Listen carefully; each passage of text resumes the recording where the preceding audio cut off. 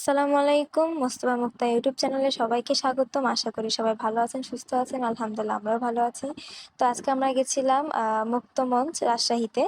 তো যারা রাজশাহী থাকেন তারা হয়তোবা মুক্তমঞ্চটা চিনেন। তো আমি, আমার আম্মু, খালামণি আর আমার খালাতো বোন গেছিলাম। তো এটা হচ্ছে আমাদের রাজশাহী ক্যান্টনমেন্টের গেট।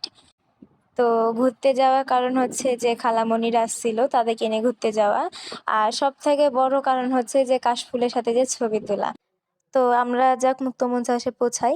তো আমরা সোজা চলে যাই কাশফুলের কাছে, কিন্তু একটা দুঃখের বিষয় হলো আমরা কাশফুলের কাছে গেছি ঠিকই, কিন্তু কাশফুলের কাছ থেকে ঘুরে আসতে হয়েছে, কারণ প্রচুর পানি ছিল।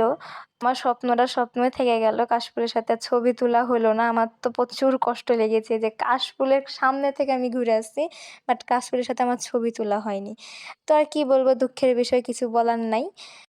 তো এদিকে আমরা ঘুরতে আসি, না খেয়েও তো আর থাকা যায় না। এক মামার কাছে আসি আমরা ঝালমুড়ি খেতে। আর এদিকে আমার বোন কাশফুলের দুঃখে সুসাইড করতে গেছিল পানিতে। তো আমরা এক দোকানে গেছি ফুচকা খেতে। তো ফুচকা খেতে খেতে হঠাৎ করে প্রচুর ঝড় বৃষ্টি শুরু হয়। তো এত ঝড় বৃষ্টি যে কোথা থেকে আসলো এত গরমের মধ্যে।